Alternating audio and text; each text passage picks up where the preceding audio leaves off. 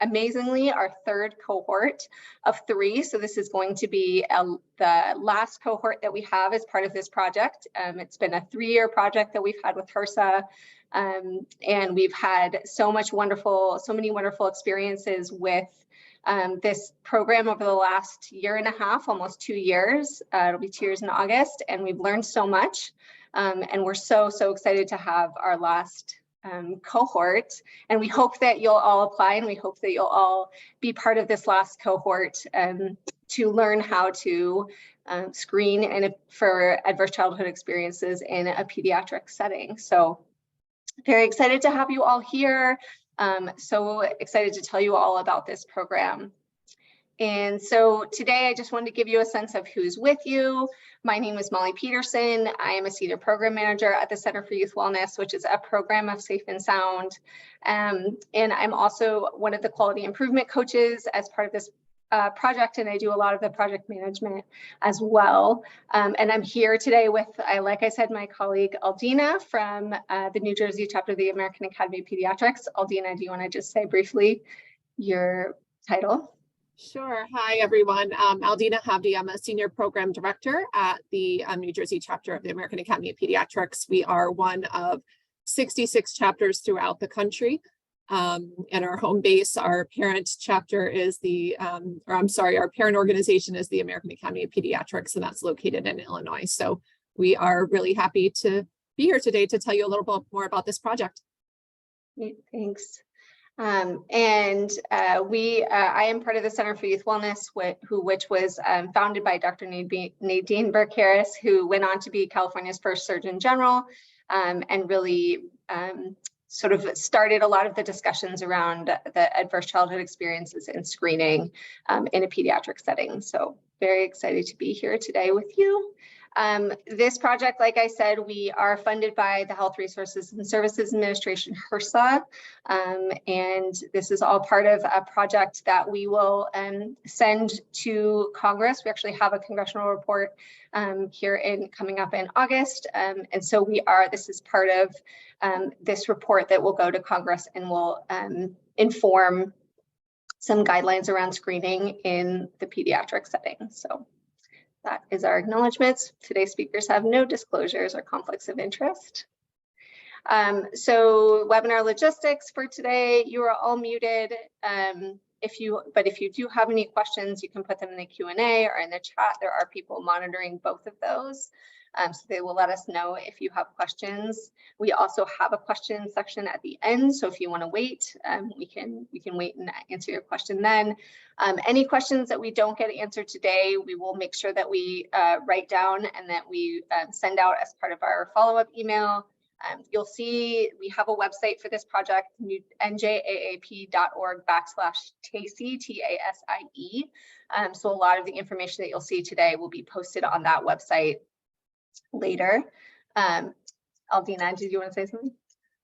Yeah, just really quick as well. And as you are taking a peek at the Q&A, if you are able to share with us your name and what state you're from, that I think would be really helpful for us to just kind of get an idea as to who's on the call. That would be great. Thank you. Yeah. Yeah, and I mentioned the Q&A and the chat feature, so you please utilize those and obviously remain professional, but we know you will. So I know one of the first questions we'll get is this being recorded and can we see it later? And yes, absolutely. So you probably got a notification already that this is being recorded right now. And we will post it about a week from now we will send it out as an email to anyone who's registered. So even if you had colleagues or other people were not able to attend, we will send this out to everyone who registered for the webinar. And then we will also post it on the njaap.org/TASIE website. So you'll have both the slides and the recording of this entire webinar there. And if you have any other questions, you can let us know. Our agenda for today, we'll go over the vision and aims for this project. We will talk a little bit about foundational ACEs science, just so you have a background on what we're trying to do here. And then I will hand it over to Aldina, and she will go over what it's like to be a practice site, or objectives, benefits, our activities. She'll go over what is a Project Echo, what is the, what kind of quality improvement activities do we take on as part of this project. And then we'll talk about your eligibility and the application process. And then we'll do Q&A, like I said, at the end. Great. So our vision for this project is that all primary care and pediatricians and other primary care pediatric serving clinicians implement universal screening for adverse childhood experiences, also known as ACEs, and routinely use an understanding of ACEs and toxic stress to enhance the quality of patient care and health outcomes. So this is our faculty for this project. Wanted to give you a sense of who's working on this. Myself and Aldina have already introduced ourselves. We also have Carissa Luckett, who is one of our co-principal investigators. She is a senior director at the Center for Youth Wellness. We also have Stephanie Pinney, who is also one of the QI coaches and a program manager at the New Jersey chapter of the American Academy of Pediatrics. Dr. Stephen Carries, who is a doctor at a child abuse pediatrician at Hackensack Meridian Health. He is with Carissa. He is our co-principal investigator on this project. We have Ruth Gubernick, who is also a QI coach and is an independent contractor but has done lots and lots and lots of QI work and has great insights into doing a QI project. This whole project is set up as a quality improvement project, so you'll hear me say that a lot, and Ruth has a lot of background on that. Dr. Alonzo Patterson is a pediatrician at Pri-Med Health, and he was one of the, he was a practice site from one of our original cohorts. Even before we had the TASIE project, the Center for Youth Wellness was doing a very similar project, and he was in one of those cohorts, and so we've known him for a long time, and he's been doing this work in ACEs, throughout his career, but now we get to name it and talk about it, and he has some really great insights into the work that he's been doing. He often sees the children of people that he saw as when they were children, so he just has so much background in this and has some great insights. And then Deepa is also the director of early childhood initiatives at the SPARE Parent Advocacy Network, and she is a really great person to have a parent perspective on all of this. So this is kind of like the patient perspective on, we have a couple of pediatricians on here, nurses, so social workers. So she really represents that patient side of everything that we're doing, and what does it look like to be, screened, and what does it look like to discuss ACEs from a parent perspective, from a patient perspective. So it's really wonderful to have all of these wonderful people as part of our faculty, lots of different great backgrounds and interests, and has been a wonderful team to work with over the last 2 years. And then I wanted to introduce our administrative staff, because everyone knows that we can't do these projects without someone in the background, and multiple people sometimes in the background. So Lydia is here. She is doing all of our IT assistance with this webinar. Thank you so much, Lydia. And Camilla is also here, and she does an amazing job in the background, making sure everything goes smoothly with this project. So thank you to both of you. All right, this is the aims for the project. So we are attempting to study how primary care settings can best screen and provide care to children impacted by ACEs. So we are really trying to understand, what does it look like to screen for ACEs in a primary care setting and provide in-office interventions for those who are impacted by ACEs. And as part of that, as part of all of that learning, then we will produce a scalable model that can help pediatric providers integrate screening with strengths-based trauma-informed interventions in primary care settings. And so really, one of the things that you'll hear us say is we're looking for lots of different types of pediatric settings. So we've had large academic medical centers, we've had small provider offices in different places around the country, because what we are looking for is to create that model that we can then produce for any type of pediatric setting, again, like with all the different ones that I talked about, so that anyone can really take what they need from this model and use it in their own office. We've had a great run so far. We've had lots of different types of organizations. It's been wonderful. So with that, I will go a little bit into ACEs science. This is sort of our big overview. So adverse childhood experiences, or ACEs, were coined by Onda and Folletti in 1998 through the Kaiser study. So this was something that they did after they were working with obese patients, and we're realizing that so many of their patients would put them on diets, they would lose all this weight, and then they would gain it all back. And so they kind of kept looking at, okay, well, it's not just the physical, it's not just what they're doing, how much they're exercising, it's it's something else. And this was kind of where they eventually went, which is a lot of the people who lost the weight and then gained it back had trauma in their background. And so as part of to study that, then they created this Kaiser study in 1998 that was that did a lot of work in finding out that trauma can really affect you not only mentally but physically later in life, especially if you have trauma in your childhood. So especially if you have these traumatic experiences before the age of 18 and you do not have any buffering caregiving as part of your childhood. So I will talk about, there are sort of these 10 what we call core ACEs, and the only reason these are sort of the core ACEs is because these are the ones that have been studied the most. It is not to say that these are the only ones that could ever exist, or that things that could happen in your life that could create a traumatic reaction in your body.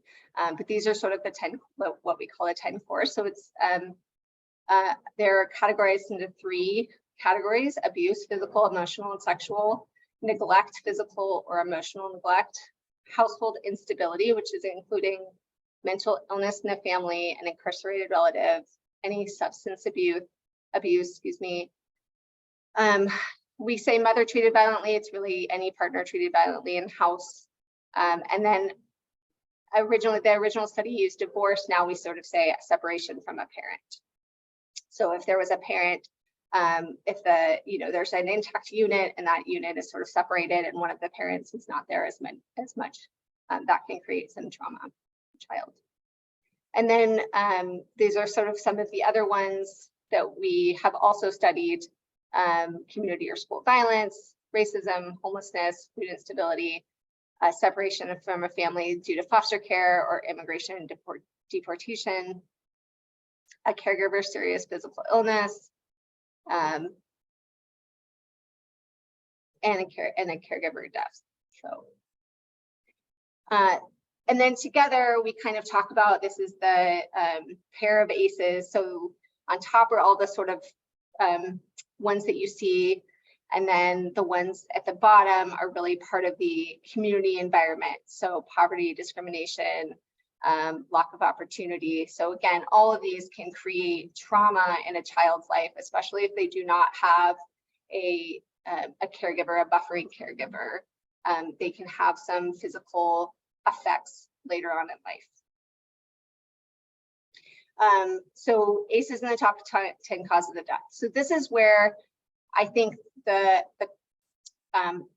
heart or the crux of ACEs is that we knew, and we still know, that all of these things can cause mental symptoms, psychological symptoms later in life. I think one of the things that we have really come to know over the last 10 years or so is that they can also cause really physical problems. And that's where the pediatricians and the doctors can really come in and help and think about how, if they're seeing their patients with lots of physical symptoms, that they can think about, okay, it may not just be the physical things that they're doing. It may be something else that's going on that maybe happened 20 years ago, but is now affecting them now. And that's, really one of the things that Dr. Burke-Harris thought about and really saw in her practice is that she saw these kids that would come in who would have physical symptoms over and over, and she wouldn't, you know, and she would take all of her medical background and think about all the things that she could do, and those things weren't helping. And so then eventually she got to, okay, these kids are going through trauma, and that's what's really causing some of these physical symptoms, not necessarily just, you know, the physical things that are going on in their body. So these are sort of this is paints a really good picture of how physical symptoms can manifest when you have trauma.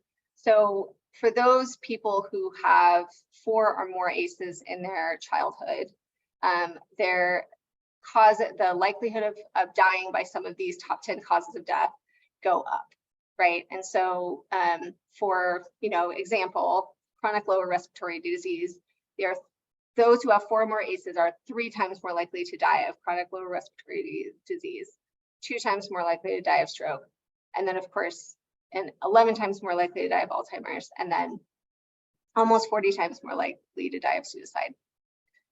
So again, these are kind of really concrete ways that we can see how this trauma affects people later in life when they've had trauma in their childhood and they don't have a buffering caregiver. So without intervention, there can be a 20-year difference in life expectancy for those who have 4 or more ACEs. We also know that ACEs are common. About 2 out of 3 adults have had at least 1 ACE. And so we know that these exist in all backgrounds. They disproportionately affect those in particular groups like women, people of color, people, LGBTQ+ populations, but we do know in general they are common throughout all populations. So one of the ways that ACEs can manifest itself is through the idea of toxic stress. So toxic stress is, this is sort of the definition by the National Academy of Sciences, Engineering, and Medicine. It's really, this is a better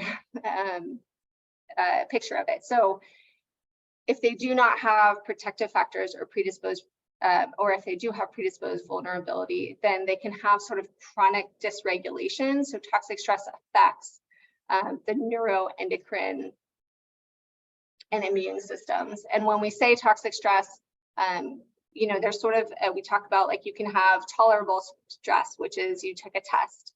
And then you can have higher levels of stress, like a relative dies, maybe not your primary relative, like your parent, but a grandparent dies, and that's your system gets dysregulated, but then it comes back down. Toxic stress is really chronic. It's really every day. You are just constantly having this dysregulation of your nervous system. Your nervous system is just always activated. And with that constant activation, it can really help. It can affect your endocrine system, your neurological system, and your immune system. And then it can be epigenetic. So we know that it can be passed down from generation to generation. So one of the things that we do say about toxic stress is that it's not your destiny. If you had ACEs as a child, it does not mean that you are destined to then have terrible physical health outcomes later in life. There are lots of things that we can do to help both children and adults with handling some of the effects of the adverse childhood experiences that person has gone through. So we can see like the negative experiences on one side and the positive supports on the other. So if we continue to put those positive supports on, then we can sort of outweigh the negative experiences. And this is why we advocate for, really early intervention and screening in a childhood setting, because, the earlier that we can understand that there's something going on with this family, the more support we can provide that family, and the less likely there is of a negative outcome later in life. Again, that's not to say that you can't help somebody who's an adult who has had childhood experiences, absolutely, but that's really why we advocate for this early childhood intervention.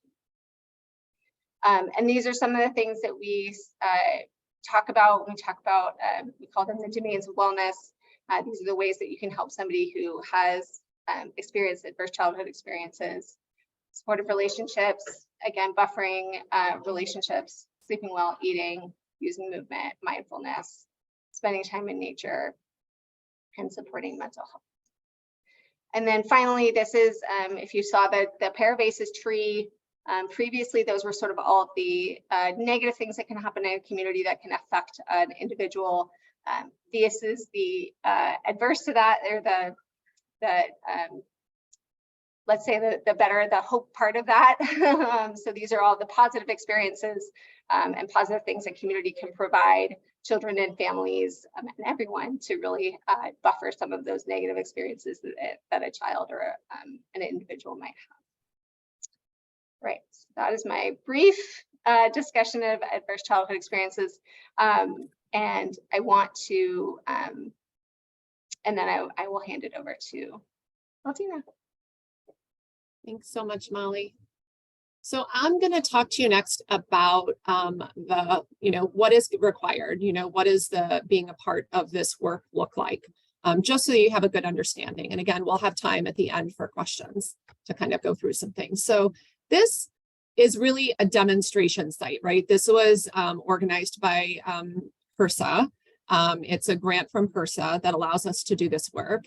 And really, it is the work of a partnership between both the Center for Youth Wellness and the New Jersey chapter of the AAP. And as part of that partnership, we like to bring together QI coaches to really work with you all directly, with you and your teams, to help create a plan to help you start screening and help you overcome barriers as you encounter them. So this is not a one-person job. This is something that is required of a partnership. And so far, we have had 2 cohorts of practices participate in this project. 17 completed the first cohort and 13 completed the second cohort. And you can see kind of the different states there. On the next slide, just to make it easier to see, here are all of the states that we've worked with so far. And of course, we'd love to start coloring in this map a bit more. And in particular, we are looking for practices in Pennsylvania, West Virginia, Delaware, Maryland, Washington, D.C., and New Jersey, but we are open to receiving applications from anyone who is interested in this work as well. Next slide. So these are the 3 objectives of this project. So the first you see is to identify and learn how to overcome common barriers in screening for ACEs and providing evidence-based interventions. And we do this by providing you with tailored content, coaching, collaboration, supporting, and peer-to-peer learning. The second objective is really to facilitate opportunities to learn each other's unique journeys to screening and post-screening interventions. So we really want to understand how these learnings can be translated into strategies for similar practices. And the final objective is really to increase the number and the diversity of clinics or pediatric practices that are screening for ACEs and really provide those evidence-based interventions for children and adolescents who have experienced ACEs. Next slide. So why should you participate in this project? Well, obviously you all are interested, right? Because you're joining this session, but implementing any sort of new protocol, if it's an interest of yours, doing it alone is a little bit of a challenge, right? It's like pushing a giant rock up a hill. So really anytime you're trying to implement something that's that might be a little bit challenging, that's going to require a team effort. And implementing ACEs screening is one of those. It can be a complex process. This is really an opportunity for you all to partner with peers who are also interested in this topic and then learn from the experts in the field. And through the project, you will have access to expert coaches, a bunch of training materials and educational handouts in many languages, and operational guidance as to how to get this working within your practice. We're also going to be sharing aggregate results from this project in the U.S. Congress report to inform national guidelines around ACEs screening. So I think that's pretty exciting as well. There are also a lot of other benefits to participating in this project. So selected practices will receive $15,000 as a stipend, 25 Part 4 maintenance of certification points, 13 CME MOC points, and also access to all of your data in real time. as well as ongoing technical assistance and support, again, from the QI coaches and those who are experts in the field of ACEs screening. So to begin, you'll need to identify a team of at least 3 staff to participate in this project. This is really important. This should include your team lead or pediatric champion at your practice site, a data lead, and an administrative lead. And 2 of these team members should be asked or should be tasked with submitting data. All participating pediatricians will be required to complete a pre and post participation survey and monthly echo session evaluations. The echo session evaluations are really for those who are interested in receiving CME MOC2. You'll also participate in an onboarding workshop, which is an hour, and a 2-hour ACEs training workshop, as well as 8 monthly echo sessions. All participating practices will utilize either the identified or de-identified version of the Pearl screening tools to screen a target population of your choosing. You'll also submit case presentations to allow for peers and experts to weigh in about a particular family you're working with. You'll also participate in monthly coaching calls and in regular office hours for additional support as you need. And finally, we'll ask you to recruit parents and caregivers and adolescents to complete satisfaction surveys at the end of the project. And for that, they will receive compensation. They will receive a gift card. So your implementation team will include, as we said, a pediatric champion or team lead. This person is really going to serve as the primary contact for the project. The data lead will really be a member of your IT or a change management team member who can support any kind of EHR builds that are needed. And they can also assist in gathering and reporting data as needed. The administrative lead is really that practice manager or nurse manager or whoever you designate to ensure that the team has adequate time to fully participate in the project.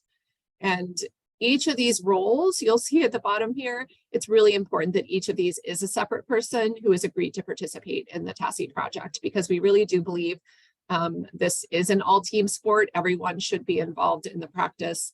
It would be difficult to do this project if you don't have the support of other team members. And of course, we always welcome the participation from other team members, including some of the folks noted on this slide. Again, it's a team sport. The more people from the practice that are involved, the better the outcome and the easier it will be to do this work. So there are also a few post activities, including participation in a focus group at the end of the project. There is also a post participation survey that we mentioned earlier that will really help us to know what you learned from working on the project. And finally, we offer all of our cohorts to participate in a quarterly educational echo. It's not required, but I think it has been beneficial to all who have participated so far. It really is just an extension of the work that you're doing on the project, and it allows you to continue learning and collaborating with your peers who have either just finished the project. Actually, in this case, it'll be people who are the cohort 2 who have just finished the project, or cohort 1 who finished a while back, but they are interested in still becoming involved. And we do have quite a few folks who join those sessions. So we've mentioned ECHO a few times already, and I'm guessing most of you know what ECHO is, but just wanted to kind of go over that with you. This ECHO stands for Extension for Community Healthcare Outcomes. It was designed really to encourage learning with peers and experts through a virtual mechanism. Of course, we use Zoom and more engaging sort of environments. Similar to the concept of grand rounds, the ECHO model has been well established in the literature. Next slide. So the ECHO sessions will be 75 minutes on the second Tuesday of each month. The structure is typically the same each time, though at times the order of things will change based on the session and the speaker. Typically, it begins with a welcome and introduction, a review of aggregate data, and then they go into case presentations and discussions, a lecture, and questions and answers, and then we kind of close out the session. I wanted to note that this project has been reviewed by New Jersey's Hackensack Meridian Health and has been determined that the activities of this project do not meet the definition of research involving human subjects, and therefore no IRB review is required. If you are in need of paperwork to share that with your practice team, we're happy to send that waiver letter as requested. So here's the timeline for the project. We're going to launch our virtual orientation and ACES training in September and begin the echo sessions in October and go through May. The end of the project, you're going to be asked to participate in a focus group so that we can continue to learn from you. So now I want to talk about eligibility and application process now that you've learned a little bit more about the requirements and benefits of the project. So eligibility for participating in this project is pretty simple. You have to be interested in integrating ACEs screening and intervention into your practice, but you can't already be doing it routinely. You have to have the resources either within or outside of your practice to be able to provide mental and behavioral and social services to those who need it. Again, this could be internal in your practice or external connections to community resources. You also have to have the capacity to start a program like this. We do, as you can see, we do ask for a lot. We will ask for reporting that will potentially require some tweaks to your EHR. You will need to commit to create a reporting system to collect and disseminate your screening data as well. And you'll also need to have the capacity to use web-based meeting services. I think most of us do at this point. And you'll have to commit to at least one member of your team attending the orientation, the ACES 101, and all 8 echo sessions. You will need to adhere to the project timeline that we set forth in the agreement that we would sign with you, and provide an adequate administrative support to fully participate in all aspects of the project. You would also need to agree to fully utilize the QI coaching that's provided and the technical assistance that we provide to you. And finally, we'll need you to consent for us to publish findings on this work, which would be outlined in your contract. So here's the application timeline for this project. The application will be available for you to start completing on June 8th. It will be due by July 21st at 5 p.m. Pacific, and we will notify all practices by August 18th. The application, again, is going to be available on June 8th. We will email everyone who signed up for this webinar when it is available. Interested practices can find the application online on our website, and I believe Lydia popped that into the chat. And I think now is time for questions. Looks like we have plenty of time for questions, which is great. Yeah, and I just wanted to mention about the application itself. So the application is available via SurveyMonkey. If you do want a readout of the questions that might be easier, you can email any of us and we can send that to you. I know some people like to have them ahead of time so they can get their answers ready before popping them into SurveyMonkey, although I do know that SurveyMonkey won't time out on you. So it seems like if you just kept it open, you would have time to put all those questions in, but I've done plenty of applications like this, we all have, and I know sometimes those systems can be tricky. So just wanted to let you know that that's available. So let's see. It looks like there's a couple, is there a specific time of day? Yes, so we have sort of set up the sessions for 10 a.m. Pacific, 1 p.m. Eastern. When we started this project, I will just tell you that we just sort of did an extensive review of like what time would work for everyone. And it's just when you have a national program like this, it's hard to find a time that's going to work for every time zone. So that's kind of what we landed on. And so far it's worked for the other 2 cohorts. If you do need to, all of them are recorded. So if you can't make it that day, then you can watch it later. So that's just kind of what we've landed on. I think that's in the chat too. So thanks for adding that stuff. Let's see, someone asked if they can, if it would be possible to attend the echo sessions, even if not accepted. Elizabeth, why don't you email myself and we can answer that question. Let's see. How extensive are the EHR builds?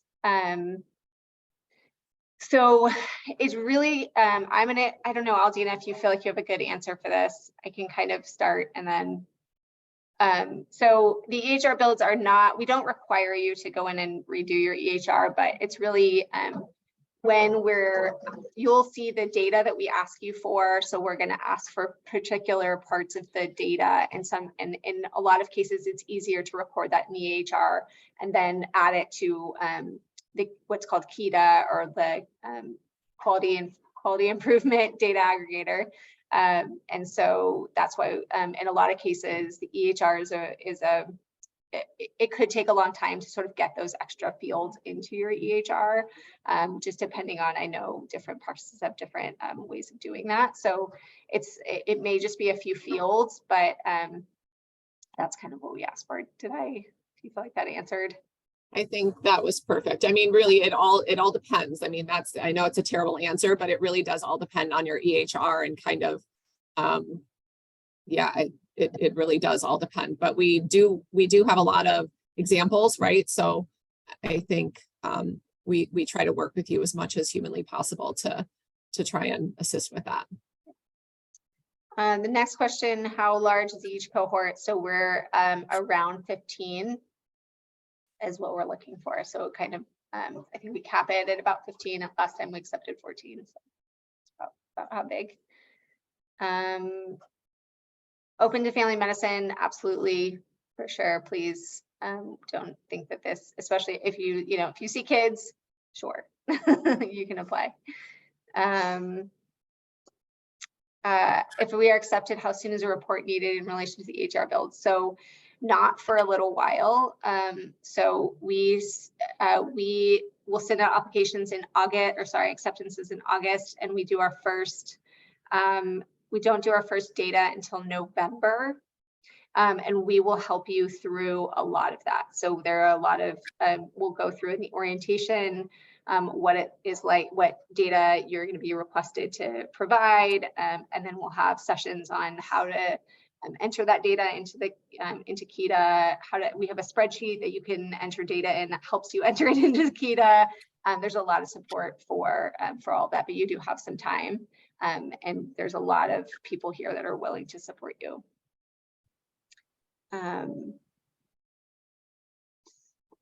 Let's see. So what type of IT changes or issues might be needed? I don't know about IT. I mean, for EHR builds. Steph, did you want to answer that live?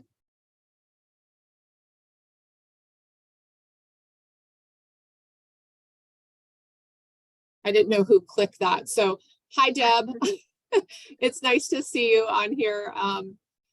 Deb is a physician that we work with in New Jersey, and she is also participating in another project with us on integrated care for kids. So that's really exciting to see you there. I think given everything that you're doing with integrated care for kids project, I think this is, I mean, that's part of that work as well.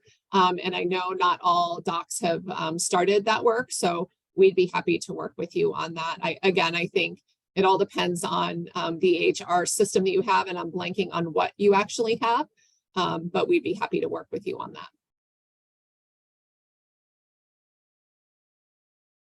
Any other questions, Molly, that I didn't see?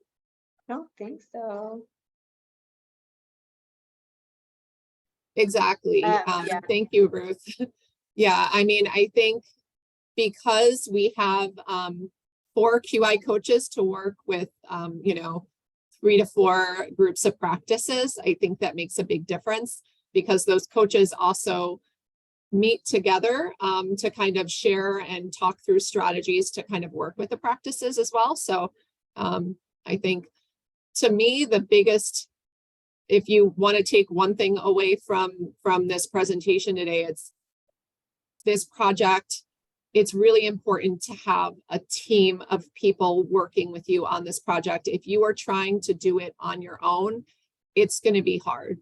You definitely need to have a team of a practice team working with you. Doing this as a one single pediatrician would be, I would say, difficult. Yeah, absolutely. That's why we're asking for somebody either on the IT team or on the, however it's sort of worked out in your office. So whoever does those like EHR builds or can create the reports or things like that, that's what we ask that person to be part of this team so that they can, you don't have to kind of convince them last minute to get this done. They're sort of part of it from the beginning, and they can help.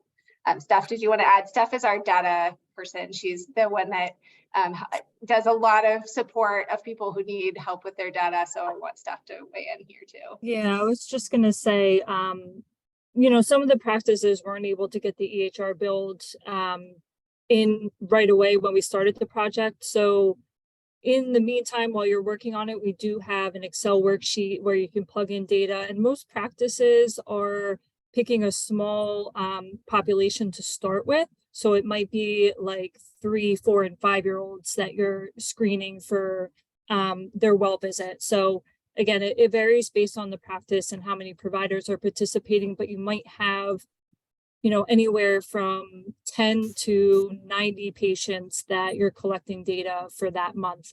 And then the questions that we're typically asking for KEDA are basic demographics, and it's all aggregate. Basic demographics, and then whether they were screened, and then what the outcome was as far as the risk level. So if you have questions about what data we're looking for, I can send you, a summary of the questions that we have, just so you have an idea of what we would be looking for. But again, if you don't have the ability to build the EHR in, a couple months, that's understandable. Some practices have pulled the reports from the EHR system that they have for the worksheets, and some practices have just filled out the Excel worksheets as they went, and they just found that easier because the questions that KEDA is looking for might not match up exactly with the way their EHR prints reports. So I hope that makes sense, but if you have any questions, you can always email me. I'll put my email in the chat also. And we will have an extensive orientation about how to use KEDA and all of that. So, so no worries there.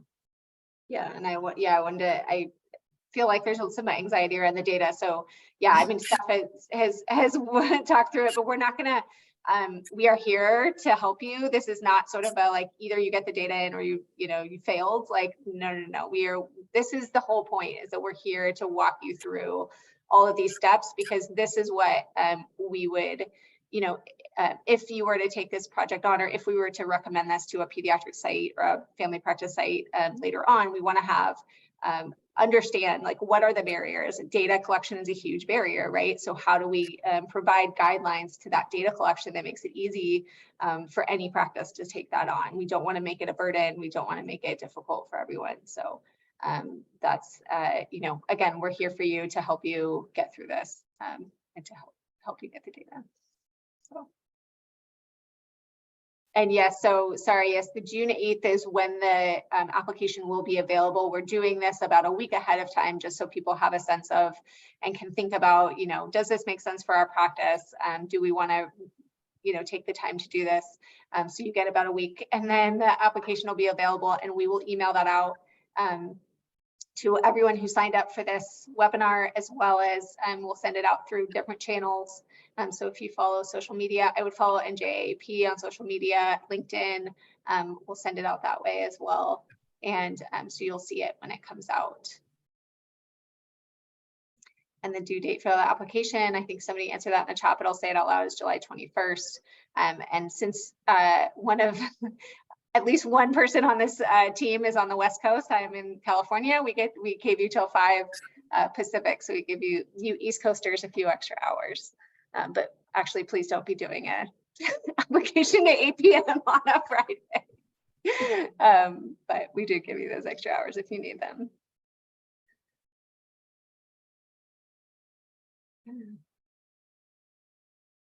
And of course, if you have any questions about the application itself, you can email any of us and we can respond.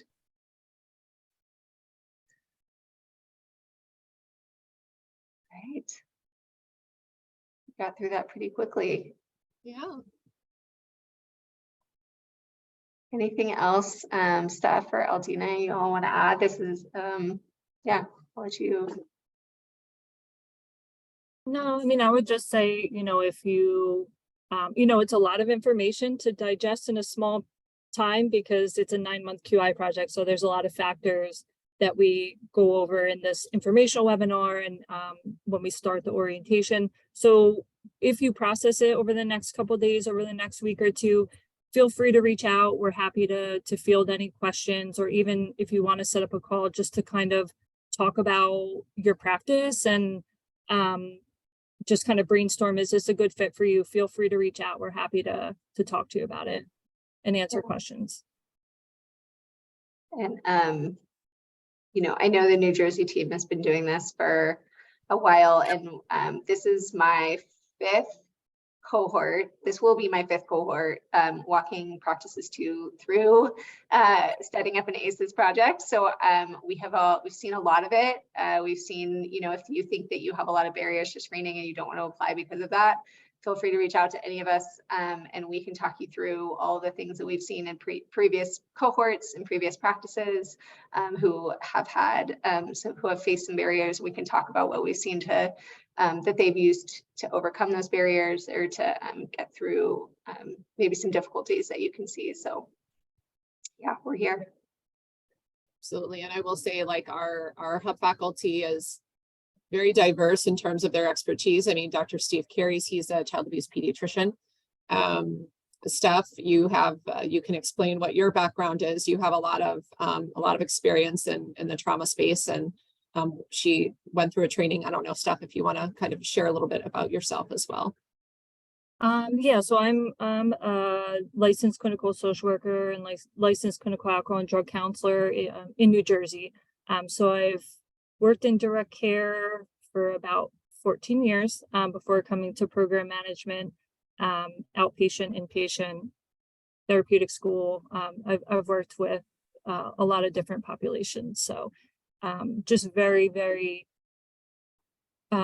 motivated to work on the preventative and early intervention perspective that this project offers. So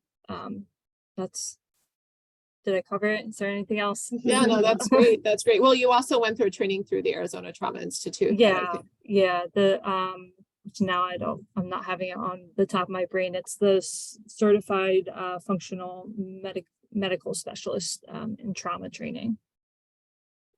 Which is, you know, when we talk about the domains of wellness, a lot of the conversations that we hear our providers talking to families about are the domains of wellness. So providing the families resources that they can use, tangible resources that they can use that day when they leave. So focusing on, you know, getting in touch with nature and movement. So just really trying to work that piece into their treatment plan. In addition to, you know, if they have concrete needs or need referrals, that's part of the interventions also. I think this, we were talking about this as a group yesterday, that this project and the work that we do is sort of in this space between primary care and mental wellness. And so we're sort of, that's why it's great that we have so many different, we have, you know, pediatricians and doctors as part, and nurses, people who have really been in the healthcare system. And then we have social workers and, you know, and a parent advocate that can really give us different perspectives on everything that's sort of going on in this space. So it is a really diverse group of people and that can give us these opinions and perspectives. So it's great.